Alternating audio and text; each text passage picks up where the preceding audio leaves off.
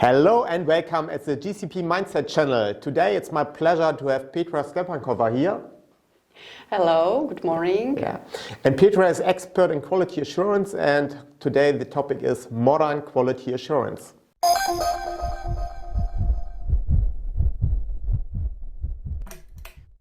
Hello Petra, thanks for being here to speak with me about the important topic quality assurance, or short QA. And we don't want to speak about quality assurance in general, but the modern way of QA. But let's start with yourself. What makes you an expert for quality assurance? So thank you very much, first of all, for the invitation to be here today.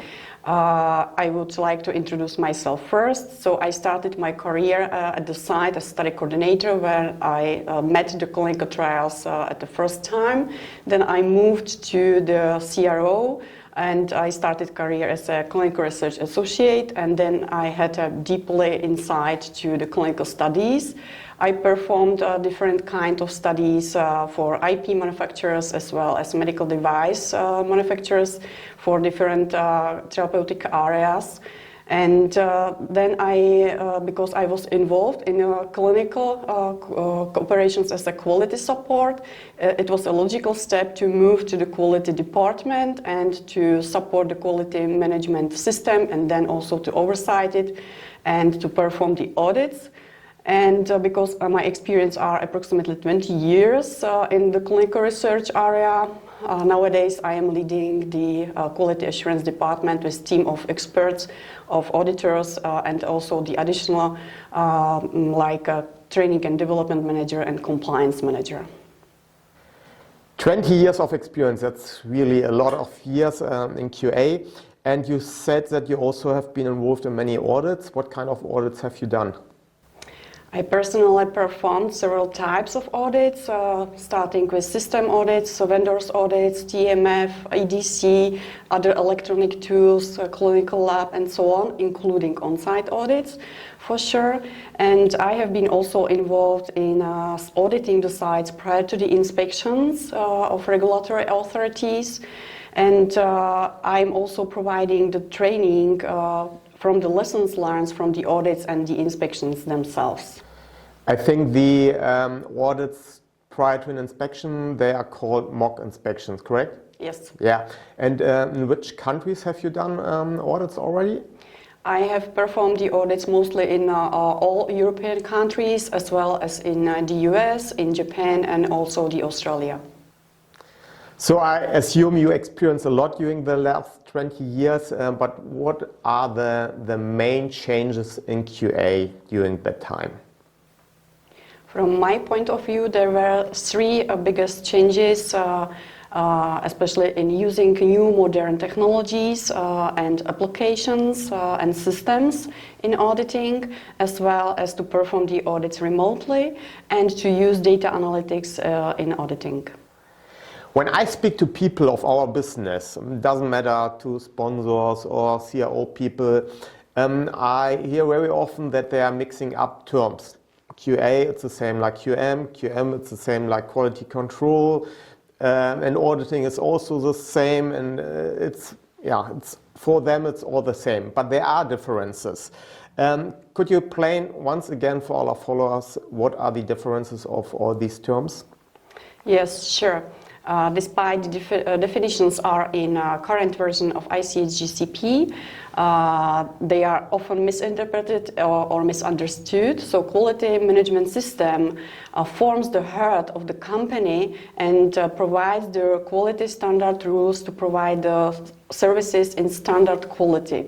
And the quality management system is represented by quality assurance and quality control. Quality assurance is independent on the conduct of clinical studies or clinical projects, and is ensured by these independent staff on that project, and is ensuring that there are quality rules and standards in place which are not only connected that they apply according to the regulatory rules and regulatory requirements, but also to the company rules. The quality control activities are our daily based activities which are performed by the teams which are directly involved in clinical projects, and they are performing the clinical projects. and it's ensured that these activities ensure our projects are performed according to rules and requirements. And yeah, the quality control activities are performed by all staff involved in the projects. Okay, so the QA activities are much bigger than just auditing. Auditing is just a part of QA activities, but you said already you're also responsible for training and development, which is also part of QA activities. And I assume that if you put more efforts in such activities, you need less quality control, correct? Correct, and also the auditing is, because it's independent control of our activities, it's providing lessons learned and how to prevent the mistakes in the future. So if we have such effective quality management system in place, then we are on a good way to prevent the mistakes in the future and to learn and to take lessons learned from them. You briefly mentioned already the three biggest changes in clinical research, but what are the most challenges for you in QA due to these changes? From my point of view, the auditors have to adapt to these biggest changes, as we already spoken about, and it means that the auditors need to be trained in to using the new technologies and new systems and new tools, and how to effectively use them during the auditing. And it doesn't mean that they only need to be trained, but they need to understand what are the biggest advantages of these systems, and also they need to be willing to use these systems during the audits. Yeah, I can imagine, for example, that the electronic informed consent process, that's one of the big changes during the last couple of years. And when I think about the last 20 years, it was always the most important step in clinical research, that the informed consent is done correctly and the data integrity is given. But when I really look on the electronic signatures on such tools like smartphones, honestly, these signatures are looking completely different to normal signatures. And I think that can also be challenging for an auditor who just learned during the last 20 years it needs to look like this. Now they need to accept it looks completely different, that this is still acceptable, correct? Yes, correct. And it's the way of also thinking about these changes and how to implement them and follow them.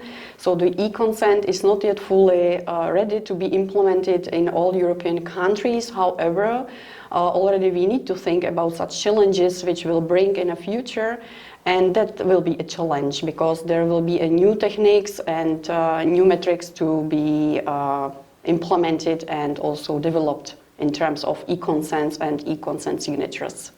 So even auditors need to be open-minded? Yes, sure.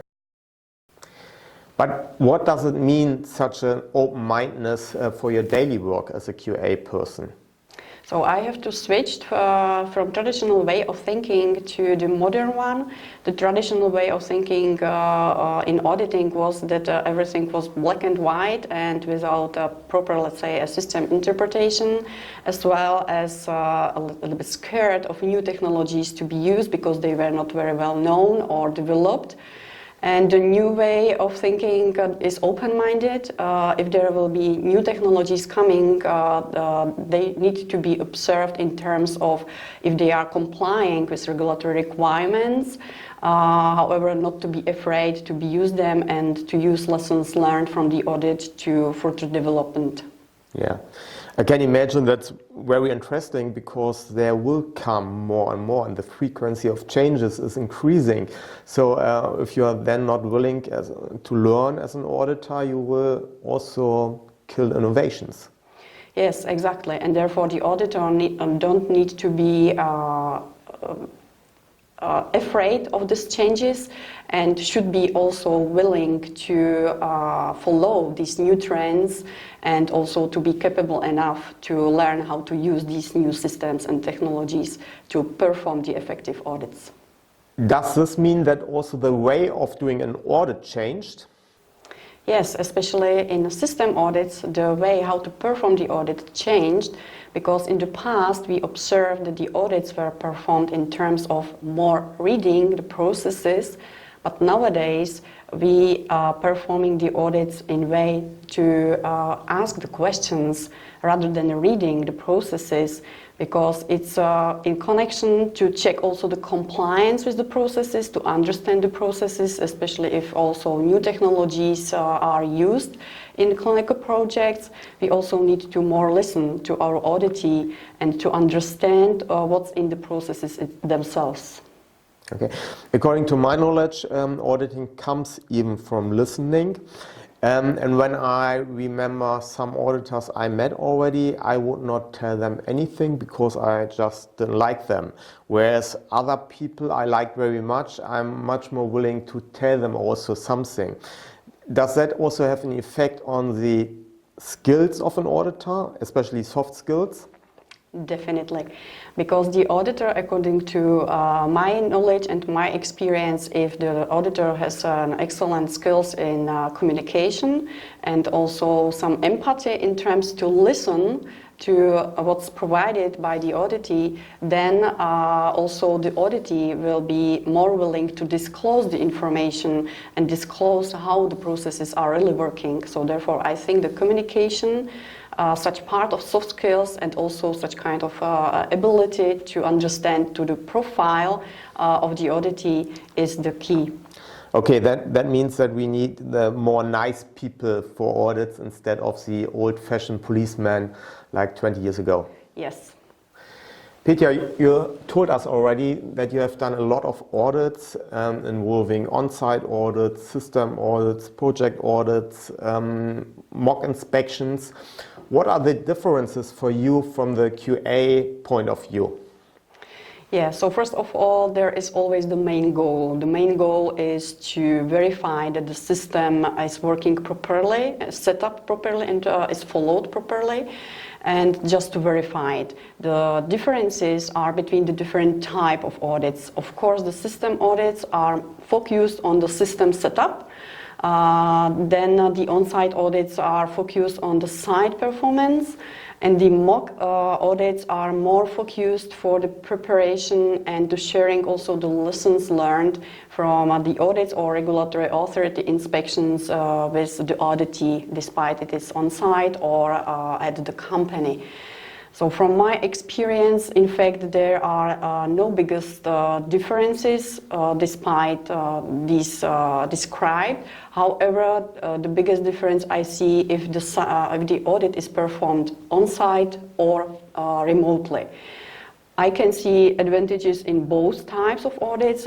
In case if it is a remote audit, of course, there is not the interaction with the auditee, the personal one, which means that also some systems or some processes could be misunderstood. Therefore, what I am always implementing in remote audits is also a remote session with the auditee to verify that also I have understood today's processes correctly. Okay, but I can imagine that there's also a difference between the type of auditee. I mean, when you go to the sites where the investigators are with the study nurses, for them it's more or less, that's not their main profession to be study site. The main profession is to help patients. So I think they have also a different way of working. You even don't have a system which you can audit. You just have protocol and the regulations.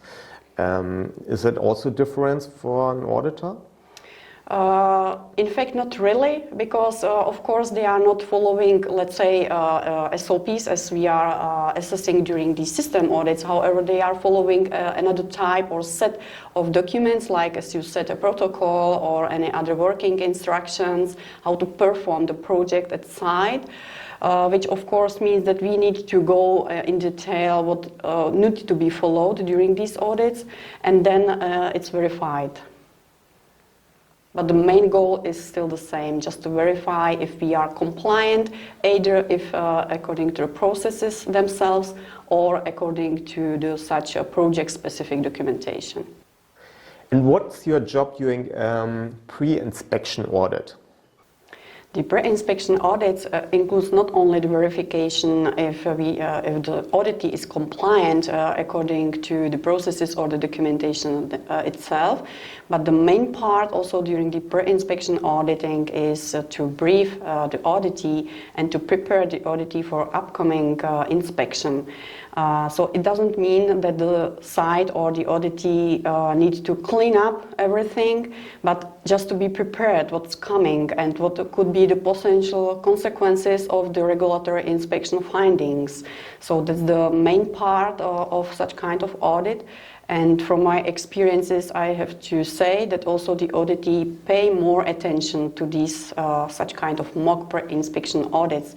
And also the communication way, such kind of part of soft skills is very important part just to get the trust of the auditee and to brief them and prepare them for the upcoming inspection. Okay, that means that you're not only an independent controller but also a kind of teacher. Yeah, teacher or trainer, and also to sharing the lessons learned we got from our experiences. Okay, let's speak about the outcomes of audits. Usually you are coming back with findings, meaning the deviation between the reference documents and what you really found. Did something change with all these changes in clinical research also in terms of findings? So it may be surprising, the observations doesn't really change too much because the type of observations are mostly the same in terms of deviation of the protocol, informed consent process or EDC and data collection, which has the reason because the ICH GCP didn't change dramatically. So the patient rights, patient safety, data integrity and data quality are still the same standards which need to be followed and are of course observed and verified during the audits. However, the audit observations change in the way of systematic review on their real daily basis and how they are followed in terms that in the past the auditor was not able to recognize if, for example, data collected in a patient questionnaire or collected in a paper CRF were in real time. And nowadays we are able to follow if we are collecting data in time and the quality of the data collected in time. Due to an audit trail, an electronic one. Yes, exactly. I know actually both parts, as you know. I've worked as auditor, but of course I was very often also the auditee, and sometimes I'm wondering how it works when all the different systems in the big QM system are audited by one person. Yeah, and then means the person should be expert in pharmacovigilance, then also in product vigilance for medical devices, then for EDC, then for validation, then for normal on-site audits, and so on, different indications, different countries. That means these persons need to be expert in everything in clinical research, which is, I think, unrealistic that persons know everything. And then I'm wondering also about the variation of gradings. You know, one auditor audits the same system, says everything is fine. Then the next auditor is coming, everything is bad and a lot of critical findings. Then the next, without changes, it's fine again. So when I see this, sometimes I'm wondering how useful are audits really when the variation is so huge. What do you think about it? Yeah, the variation we could observe is also based on the auditor's personality as well as the auditor's background. As you said, nobody could be nowadays an expert for every type of kind of audits for pharmacovigilance, for clinical lab, for ICH GCP requirements. So therefore it's great if we could have a different kind of auditors with different kind of expertise in these separate areas for the systems, for the vigilance and so on.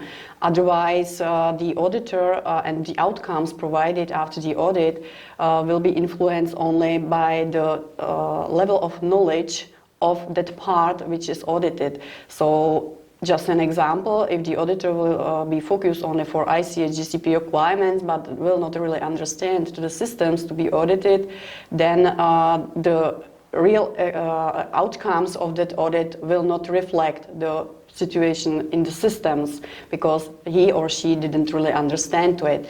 So therefore, we always recommend, if there is such kind of huge system audit to be performed in the company, to involve more experts in it. Yeah, and the funny thing is actually the lacking experience or knowledge in a certain system could mean both. Sometimes they just say everything is okay because they did not understand the system, and the next time they can say everything is critical because they didn't understand the process. Yeah. So it's also based then on ego. Yeah. Yeah, exactly. And that's of course dangerous when you want to do an independent audit, that you have ego problems. Yeah, that's the personality type of the auditor. Yeah. Exactly. Okay, when we have such problems from time to time, what can be the solution to get more objectivity into such audit gradings or audit finding gradings, let's say in that way? Yes, the objectivity of findings is a key factor how to keep it as an independent verification of the processes or the projects themselves during the audit. And one of the potential solutions could be that there will be a group which is involved in audit observations grading, which means that the auditor will provide the descriptions of observations noted during the audit, and another people or another group of people will evaluate it and grade it independently to avoid that the auditee the auditor is influenced by the auditee and by personal feelings got during the audit. And this is the similar approach which also has FDA in terms of how to grade the FDA observations noted during the inspections. Okay, that of course makes completely sense, but it would also mean that a freelance auditor has no chance anymore, if you would say that's the state of the art. Yes, that's right, because the freelance auditor is working independently as a one-man show, and therefore such kind of evaluation and independent view on the observations noted during the audit are not possible. I mean, even in quality assurance, which is not, I think, the fastest changing part of clinical research, we have sometimes trends. A couple of years ago, we spoke about quality by design. Now, quality risk management is very modern and even required according to the new ICH E6 guideline. I would say sometimes it just makes sense to really use the brain to evaluate quality. But what do you think about quality risk management as factor for improving quality? Does it really make sense? What's your thinking about it?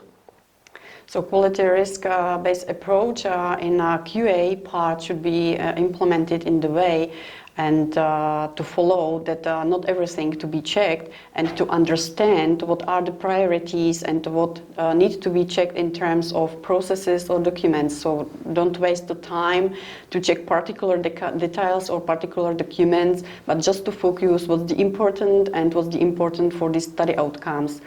I have observed also during the audits that also not only auditees but also CRAs were lost in many details because a lot of documents and a lot of data are collected, and they lost the logical oversight what's going on. So therefore it's necessary to implement such a way of thinking, the logical way of thinking, in the quality risk approach.